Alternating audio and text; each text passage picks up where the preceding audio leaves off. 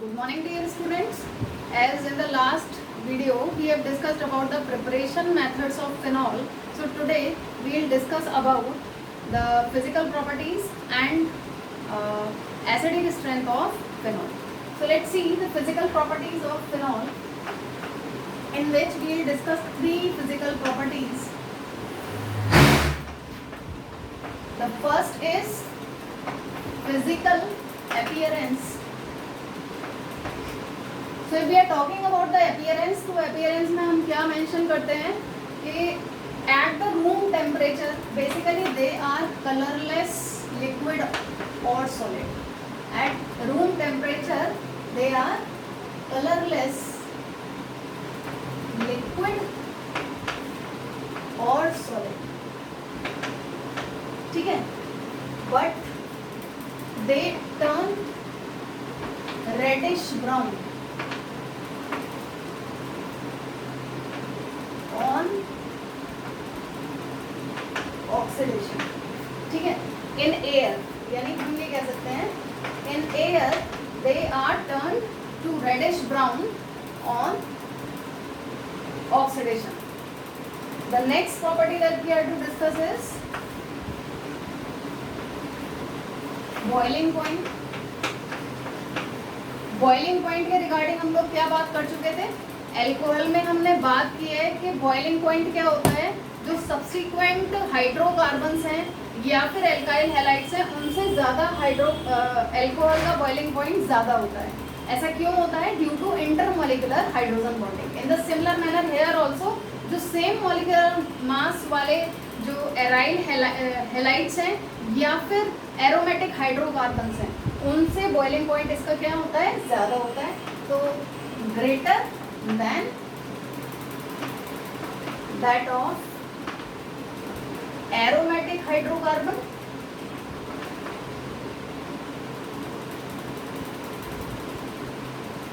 और aryl halides.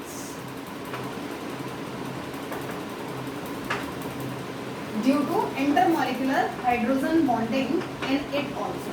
ठीक है, यहाँ पर भी क्या काम करेगी? इंटरमॉलिक्यूलर हाइड्रोजन बॉन्डिंग काम करेगी. लाइक दिस आप स्ट्रक्चर ऐसे बना सकते हो इसका.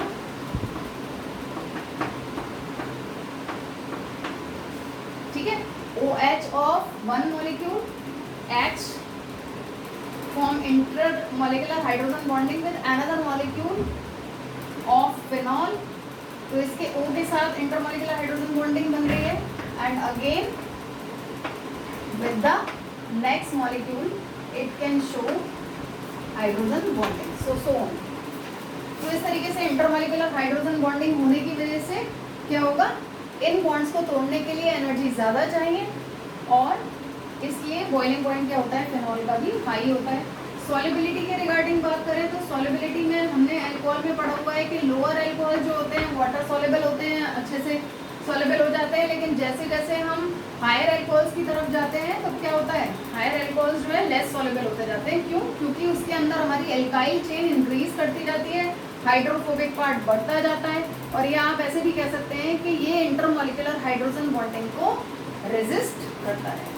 अब अगर मैं फिनॉल के स्ट्रक्चर की बात करूं तो फिनॉल में तो पहले से ही C6 कार्बन पहले से ही है, यानी हाइड्रोफोबिक पार्ट जो है वो लार्ज है due to the presence of large hydrophobic part. They are less soluble in water.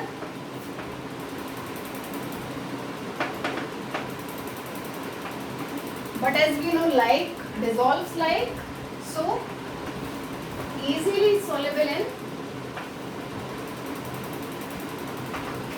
non-polar solvents. ठीक है, तो non-polar solvents में ये easily soluble हो जाएंगे. तो इस तरीके से that we are to remember about the physical properties, जिस पर के आपको conceptual question बन जाता है एग्जाम में. ठीक है, that you are to remember. The next we are to discuss is the chemical properties. Chemical properties से पहले हम लोग डिस्कस करेंगे एसिडिक स्ट्रेंथ को. So you first take the screenshot of it. इसका स्क्रीनशॉट ले लीजिए.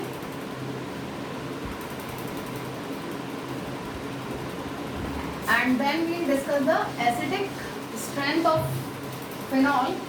अल्कोहल का हम लोग एसिडिक स्ट्रेंथ पढ़ चुके हैं through the Lowry Bronsted principle हमने डिस्कस किया था, जो concept of acid and base है उसके थ्रू। यहाँ पे हम फिनॉल और अल्कोहल का क्या कर लेंगे, कंपैरिजन कर लेंगे एक बार एसिडिक स्ट्रेंथ के रिगार्डिंग। तो यहाँ 3 पॉइंट्स के बेसिस पर बेसिकली हम यहाँ डिस्कस करेंगे। It turns blue litmus red, जिससे क्या पता चलता है कि एसिडिक होता है नेचर में। It reacts with aqueous alkali, ठीक है। यहाँ पर हम देखते हैं फिनॉल एक एक्वस एल्कली ले लिया हमने, NaOH KOH भी ले सकते हैं। तो यहाँ हम क्या देखते हैं, this is acid, this is base, react to form base salt and water. हमें पता है एसिड और बेस रिएक्ट करके सॉल्ट प्लस वाटर बनाते हैं। तो यहाँ पर भी हमारा सॉल्ट बन रहा है named as phenoxide, sodium phenoxide यू में से, और फिनेट के नाम से इसको जानते हैं हम लोग, ठीक है। जबकि अगर मैं जनरली बात करूं ROH की, तो ROH एक्वस NaOH के साथ बेसिकली रिएक्ट नहीं करते सॉल्ट और वाटर देने के लिए। इससे पता चलता है कि ये भी क्या है, अल्कोहल से ज़्यादा एसिडिक है। थर्ड हम देखते हैं थ्रू द रेजोनेटिंग स्ट्रक्चर्स, ठीक है। हम यहाँ बेसिकली देख रहे हैं रेजोनेटिंग स्ट्रक्चर, ये रेजोनेंस स्टेबलाइज्ड है। पहले बात करेंगे अल्कोहल की। तो अल्कोहल में क्या है, 2 लोन पेयर ऑफ इलेक्ट्रॉन्स है, प्लस आर इफेक्ट शो करेगा बिल्कुल किसकी तरह, जैसे कि हमने हेलो एरिन्स में देखा था। इन द सिमिलर मैनर यहाँ पर भी देखिए, ये लोन पेयर यहाँ शिफ्ट हो गया, इस कार्बन की वैलेंसी 5 हो गई, 1 2 3 4 5, ठीक है। डबल बॉन्ड आ जाएगा तो 5 हो जाएगी। तो ये पाई इलेक्ट्रॉन्स टूटकर ऑर्थो पोजीशन पर लोन पेयर के फॉर्म में अपीयर हो जाएंगे हमारे। ये नेगेटिव चार्ज हो गया, यहाँ डबल बॉन्ड आ गया, ऊपर कैसा चार्ज आ गया, पॉजिटिव चार्ज आ गया, और ये है हमारा। फिर ये रेजोनेट करेगा यहाँ, इस कार्बन की वैलेंसी 5 हो जाएगी, इसलिए ये पाई इलेक्ट्रॉन्स टूटकर पैरा पोजीशन पर क्या आ जाएगा, नेगेटिव चार्ज अपीयर हो जाएगा हमारा, ठीक है। सो ये डबल बॉन्ड आ गया, ये डबल बॉन्ड आ गया, यहाँ पर क्या आ गया, नेगेटिव चार्ज आ गया। फर्दर ये नेगेटिव चार्ज मूव करेगा, यहाँ पर डबल बॉन्ड बनाएगा, और ये पाई इलेक्ट्रॉन्स टूटकर क्या बनाएंगे, यहाँ ऑर्थो पोजीशन पर नेगेटिव चार्ज आएगा। तो इससे एक चीज और पता चल रही है हमें कि ऑर्थो पोजीशन पर नेगेटिव चार्ज आया, पैरा पर आया, ऑर्थो पर आया, यानी ये कैसा ग्रुप है, ऑर्थो पैरा डायरेक्टिंग ग्रुप है। जब हम इसकी रिएक्शंस अकॉर्डिंग टू रिंग देखेंगे तो सारा सब्स्टिट्यूशन कहाँ करेंगे, ऑर्थो और पैरा पोजीशन पर करेंगे, ध्यान रखिएगा, ठीक है। सो फाइनली ये बॉन्ड वापस, ये लोन पेयर वापस, और चार्ज ये जो है वो खत्म हो जाएगा। तो ये हमारा क्या है, रेजोनेंस स्टेबलाइज्ड है। जबकि हम ROH की बात करें तो यहाँ किसी तरीके का कोई रेजोनेंस नहीं है, कोई बात नहीं। इसके बाद हम बेसिकली एसिडिक नेचर को प्रूव करना चाह रहे हैं ना, तो एसिडिक नेचर का मतलब एचाइन रिलीज कर दीजिए। अगर एचाइन रिलीज करके भी ये स्टेबलाइज होता है, बल्कि और ज़्यादा स्टेबलाइज होता है, तो हम क्या कह सकते हैं, it is more acidic in nature. तो यहाँ पे हम क्या कर रहे हैं, एचाइन को रिलीज कर दे रहे हैं। अगर हम एचाइन को रिलीज करेंगे तो हमारा क्या बन जाएगा, फिनॉक्साइड, ऊपर नेगेटिव चार्ज, यानी अब यहाँ पर 3 लोन पेयर्स हो गए। तो इसकी और ज़्यादा टेंडेंसी बन जाएगी ये रेजोनेटिंग स्ट्रक्चर शो करने की, ठीक है। तो इसी तरीके से ये फिर से रेजोनेटिंग स्ट्रक्चर शो करेगा, जैसे इन लोगों ने की, इसने किया, फिनॉल ने किया, उसी तरीके से यहाँ पर ये भी रेजोनेटिंग स्ट्रक्चर शो करेगा। ये डबल बॉन्ड आ गया, O आ गया, ऊपर जो नेगेटिव चार्ज था वो डीलोकलाइज हो रहा है, ठीक है। That you are to remember कि ऊपर जो नेगेटिव चार्ज है वो डीलोकलाइज हो रहा है, और इस तरीके से ऑर्थो पोजीशन पर नेगेटिव चार्ज आया, फिर ऑर्थो से कहाँ आएगा, पैरा पर आएगा। इस तरीके से ये जो लोन पेयर ऑफ इलेक्ट्रॉन है वो बॉन्ड बनाएंगे, और पाई इलेक्ट्रॉन्स टूटकर पैरा पोजीशन पर नेगेटिव चार्ज को शो करेंगे, ठीक है। तो ये हो गया हमारा। फिर ये पैरा वाला मूव करेगा आगे, और ये ऑर्थो पोजीशन पर नेगेटिव चार्ज को शो करेगा। तो इस तरीके से हम क्या देख रहे हैं कि हमारे रेजोनेटिंग स्ट्रक्चर ये भी उतने ही शो कर रहा है जितने के हमारे फिनॉल ने किए। अब इन दोनों में डिफरेंस क्या है? इन दोनों में डिफरेंस ये है कि यहाँ पर O जो कि इलेक्ट्रोनेगेटिव है, पॉजिटिव चार्ज आ रहा है। पॉजिटिव चार्ज आने का मतलब क्या हुआ कि इसकी स्टेबिलिटी कम हो गई, जबकि यहाँ पर जो नेगेटिव चार्ज है वही O पर जो नेगेटिव चार्ज है वो डीलोकलाइज हो रहा है, ज़्यादा स्टेबिलिटी दे रहा है। यहाँ पर पॉजिटिव और नेगेटिव के बीच में चार्ज डिफरेंस आ रहा है, जबकि यहाँ कोई पॉजिटिव नेगेटिव के बीच में चार्ज डिफरेंस नहीं आ रहा। ये मोर स्टेबल रेजोनेटिंग स्ट्रक्चर्स को प्रूव करता है। तो कोई भी लेस स्टेबल से मोर स्टेबल की तरफ जाने की टेंडेंसी रखता है, इसलिए जो हमारा फिनॉल है उसकी टेंडेंसी बनेगी आसानी से एच रिलीज कर दे और किस स्टेट में आ जाए, ज़्यादा स्टेबल स्टेट में आ जाए। इसको हम ब्रॉन्स्टेड-लॉरी कंसेप्ट के थ्रू भी बता सकते हैं कि हमारा जो फिनॉल है वो किसकी तरह काम कर रहा है, एसिड की तरह। वाटर जो कि एक बेस की तरह काम कर सकता है, उससे लोन पेयर ये H एक्सेप्ट करेगा, ठीक है, ये H एक्सेप्ट करेगा और आसानी से रिलीज हो जाएगा टू फॉर्म फिनॉक्साइड आयन जो कि ज़्यादा स्टेबल है प्लस हाइड्रोनियम आयन।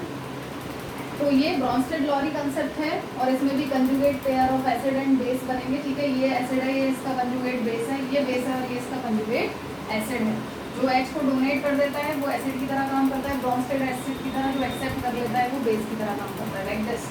सो ये टेंडेंसी ज़्यादा बनेगी।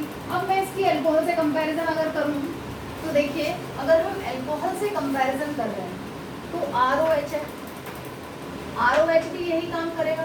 ये अगर एसिड की तरह काम कर रहा है, वाटर बेस की तरह काम कर रहा है, ये भी अपना जो है लोन पेयर एक्सेप्ट करेगा, RO आयन बनाएगा प्लस H3O आयन बनाएगा, ठीक है। अब ये देखते हैं कि इन दोनों में क्या ये ज़्यादा स्टेबल है जो इसकी टेंडेंसी बन जाए, या ये ज़्यादा स्टेबलाइज है। ना तो यहाँ पर कोई रेजोनेटिंग स्ट्रक्चर शो होगी, ना यहाँ पर कोई रेजोनेटिंग स्ट्रक्चर शो होगी, बल्कि और क्या हो रहा है, R का काम है प्लस आई इफेक्ट शो करना। प्लस आई इफेक्ट का मतलब ये इलेक्ट्रॉन को डोनेट करता है, अपनी तरफ से पुश करता है इलेक्ट्रॉन को। इसने अपनी तरफ से इलेक्ट्रॉन को पुश किया किस पर, O पर नेगेटिव चार्ज बढ़ा दिया। O पर जब नेगेटिव चार्ज बढ़ जाएगा तो स्टेबिलिटी क्या होगी, कम।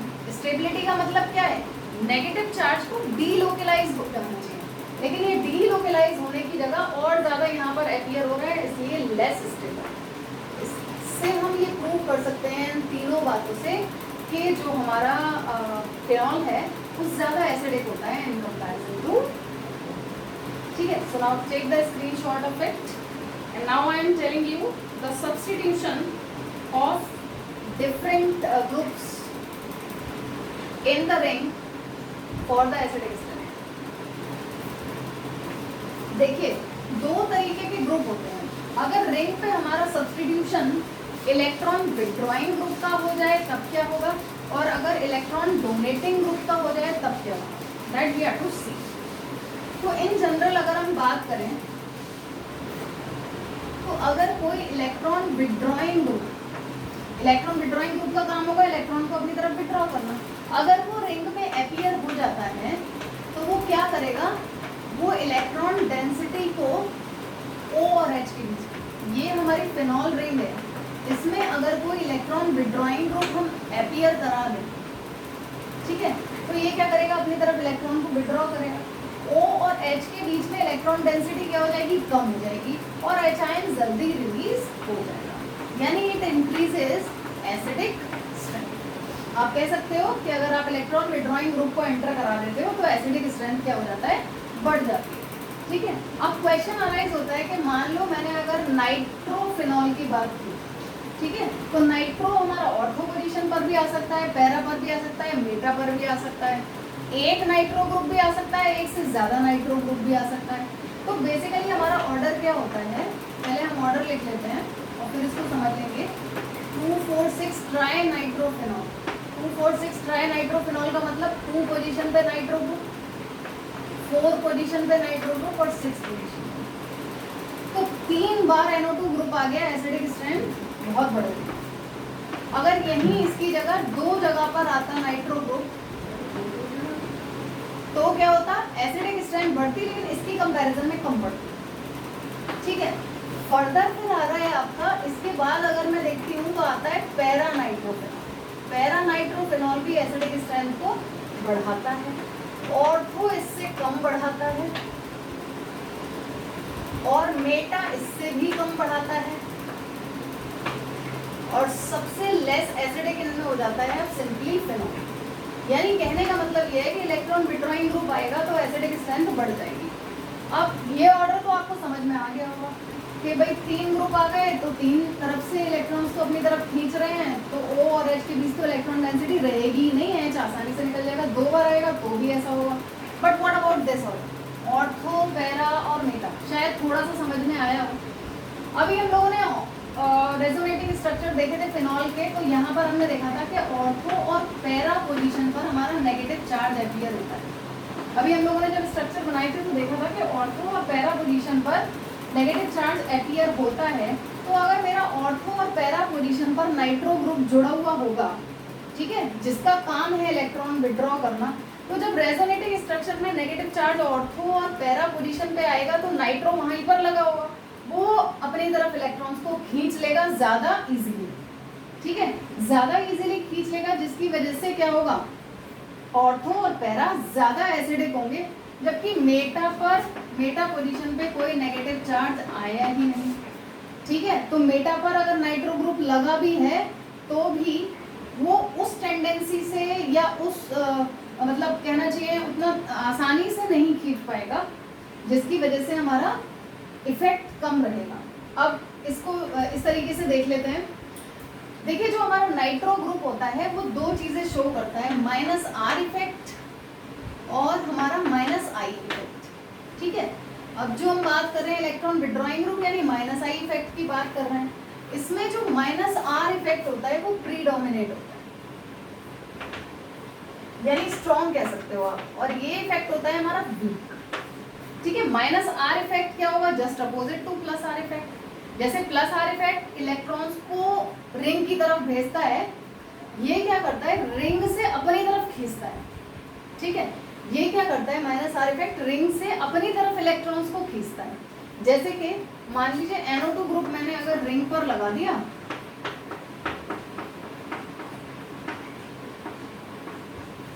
या इसको आप +- इधर लगा दो, तो ये क्या करेगा, अपनी तरफ इलेक्ट्रॉन्स को खींचेगा इस तरीके से रिंग से। ये इलेक्ट्रॉन इधर डीलोकलाइज हो जाएंगे और ये इस पर आ जाएगा, फिर ये फर्दर रेजोनेटिंग स्ट्रक्चर जाएगी, फिर ये फर्दर रेजोनेटिंग स्ट्रक्चर जाएगी। अब यहाँ पर हमारा क्या लगा हुआ है, OH ग्रुप लगा हुआ है। ठीक है, हमें पता है ये एसिडिक होता है नेचर में, नाइट्रो ने इलेक्ट्रॉन खींचे हैं तो H जल्दी से रिलीज हो जाएगा। अगर H रिलीज हो जाएगा तो O ने इसके दोनों इलेक्ट्रॉन्स को अपनी तरफ कर लिया।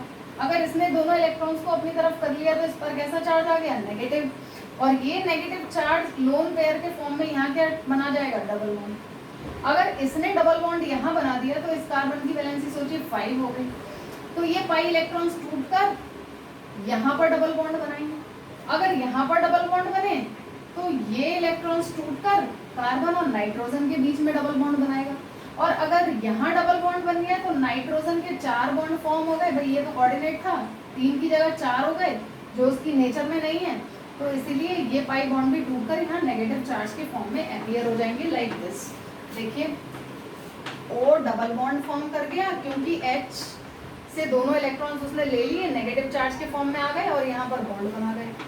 इससे अगला ये वाला बॉन्ड टूटकर यहाँ शिफ्ट हो गया, और ये वाला बॉन्ड टूटकर यहाँ डबल बॉन्ड बनाएगा नाइट्रोजन के साथ। अब नाइट्रोजन ये तो बना रहा है कोऑर्डिनेट बॉन्ड, और ये बना रहा था 1 और 2 3 कोवलेंट बॉन्ड जो उसके नेचर में है। अब 2 तो पहले से ही बन गए, 2 अगर मैं ये भी बना दूं तो 4 हो जाएंगे, इसलिए 1 बॉन्ड पाई बॉन्ड टूट जाएगा और नेगेटिव चार्ज के फॉर्म में अपीयर होगा। तो इस तरीके से इलेक्ट्रॉन्स को डीलोकलाइज कर लेता है पैरा नाइट्रोफिनॉल। अब मैं अगर ऑर्थो की बात करूं तो ऑर्थो पर भी नेगेटिव चार्ज आता है, हम लोगों ने देखा अभी रेजोनेटिंग स्ट्रक्चर्स में OH के केस में। लेकिन ऑर्थो पर प्रॉब्लम ये है कि ऑर्थो के केस में इंट्रामॉलिक्यूलर हाइड्रोजन बॉन्डिंग होती है इस तरीके से।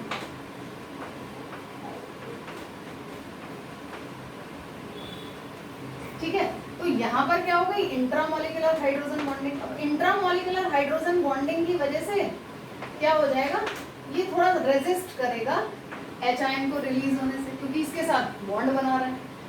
इसलिए ऑर्डर हमारा क्या होता है, इन दोनों के बाद, यानी सबसे ज्यादा एसिडिक पैरानाइट्रोफेनॉल, ये अपना काम सबसे अच्छे से कर रहा है इलेक्ट्रॉन को विड्रॉ करने वाला।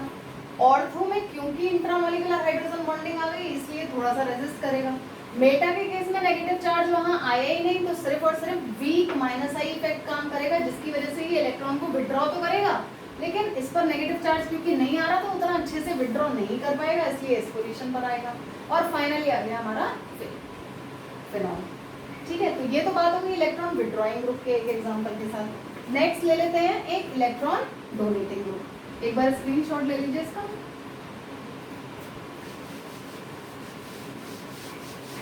अब ले लेते हैं electron donating group. Electron donating group में हमने सबसे आसानी से पढ़ा हुआ है हमारा कौन होता है, मिथाइल ग्रुप। ठीक है ना।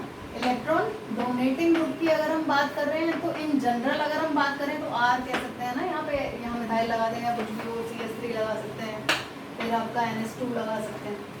तो इलेक्ट्रॉन डोनेटिंग ग्रुप का क्या काम क्या होगा, ये अपनी तरफ से इलेक्ट्रॉन को पुश करेगा और O और H के बीच में इलेक्ट्रॉन डेंसिटी को बढ़ा देगा, H इजीली रिलीज नहीं हो पाएगा। यानी हम ये कह सकते हैं कि एसिडिक स्ट्रेंथ को क्या कर देता है, कम कर देता है। तो अगर मैं बात करूं क्रीसॉल के रिगार्डिंग, हम लोगों ने पढ़ा था ना क्लासिफिकेशन के टाइम, ऑर्थो क्रीसॉल, पैरा क्रीसॉल, मेटा क्रीसॉल। ठीक है, पैरा क्रीसॉल पढ़ा था हमने, फिर पढ़ा था मेटा क्रीसॉल। ये सब क्या है क्रीसॉल्स। तो पहली चीज ये कि ये क्या करता है, एसिडिक स्ट्रेंथ को, जब भी डोनेटिंग ग्रुप आता है एसिडिक स्ट्रेंथ को कम कर देता है। So that you have to remember कि एसिडिक स्ट्रेंथ हमारी क्या हो रही है, कम हो रही है। इसका मतलब सबसे ज्यादा एसिडिक स्ट्रेंथ किसकी होगी, फिनॉल की।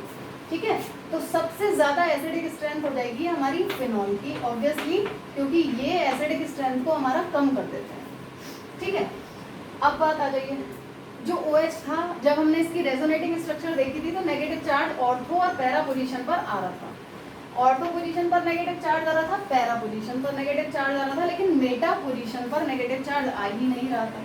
ठीक है, इस CH3 ग्रुप का काम क्या है, CH3 ग्रुप का काम बेसिकली क्या है हमारा, इलेक्ट्रॉन को अपनी तरफ से पुश करना। इलेक्ट्रॉन्स को अपनी तरफ से ये पुश करने का काम करेगा। इसको हमने प्रूव किया है हाइपर कंजुगेशन के थ्रू। ठीक है, तो ये एक हाइपर कंजुगेशन भी शो करेगा, जिसकी वजह से इलेक्ट्रॉन को पुश करेगा, और प्लस आई इफेक्ट भी शो करता है। ठीक है, तो अगर हम देखते हैं तो यहाँ क्या होता है, जो है हमारा जो हाइपर कंजुगेशन इफेक्ट है, जो हाइपर कंजुगेशन इफेक्ट होता है, अगर आपको ध्यान हो, हम लोगों ने पढ़ा है कि ये किस पर डिपेंड करता है, डिस्टेंस पर डिपेंड करता है। ठीक है, डिस्टेंस के बेसिस काम करता है। ठीक, अब नेगेटिव चार्ज या तो ऑर्थो पर आ रहा है या पैरा पर आ रहा है। अब नेगेटिव चार्ज जहां पर आएगा उधर से ही इलेक्ट्रॉन को डोनेट करेगा। मेटा पर चार्ज आ ही नहीं रहा। ठीक है, हम देख रहे हैं कि मेटा पोजीशन पर कोई चार्ज नेगेटिव नहीं आ रहा है। ठीक है, इसका मतलब मेटा वाला जो है वो सबसे अच्छे से काम कर पाएगा इसकी एसिडिक स्ट्रेंथ को कम करने में। ठीक है, तो हम यहाँ पर बेसिकली क्या कर रहे हैं, देख रहे हैं कि सबसे ज्यादा एसिडिक स्ट्रेंथ किसकी है, फिनॉल की। उसके बाद एसिडिक स्ट्रेंथ हमें किसकी मिलेगी, मेटा क्रिसॉल की।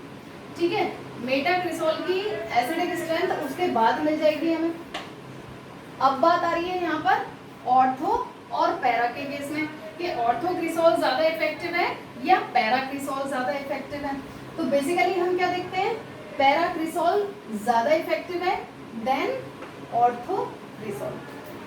ठीक है, हम क्या देख रहे हैं, पैरा क्रिसॉल ज्यादा इफेक्टिव है देन दैट ऑफ ऑर्थो क्रिसॉल, क्योंकि यहाँ पर क्या है, हाइपर कंजुगेशन डिस्टेंस के बेसिस पे मैंने कहा था आपसे काम करता है, और हाइपर कंजुगेशन जो है वो किसमें ज्यादा जल्दी आसानी से शो होगी, जहाँ पर ऑर्थो पोजीशन पर मिथाइल ग्रुप लगा हुआ होगा।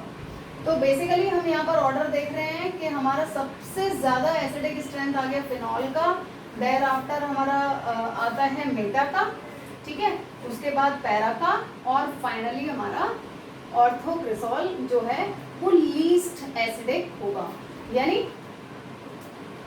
इन ग्रुप्स का काम है एसिडिक स्ट्रेंथ को कम करना, तो ऑर्थो पोजीशन पर डिस्टेंस कम होने की वजह से हाइपर कंजुगेशन सबसे ज़्यादा लगेगा, तो ये सबसे कम कर पाएगा एसिडिक स्ट्रेंथ को। पैरा वाला थोड़ा दूर है इसलिए उसके बाद आएगा एसिडिक स्ट्रेंथ को लेके, और मेटा वाला क्योंकि उस पर नेगेटिव चार्ज आता ही नहीं तो ये इसकी जो एफिशिएंसी है और कम हो गई, और फिनॉल पर क्योंकि कोई ग्रुप ऐसा लगा ही नहीं है इसलिए सबसे जो है ज़्यादा एसिडिक हो जाएगा, यानी सबसे कम एसिडिक स्ट्रेंथ को कम कर पाएगा क्योंकि ग्रुप ही नहीं है यहाँ पर। So like this you are to remember, अच्छे से इस कंसेप्ट को क्लियर कीजिए, do practice for that. Thank you.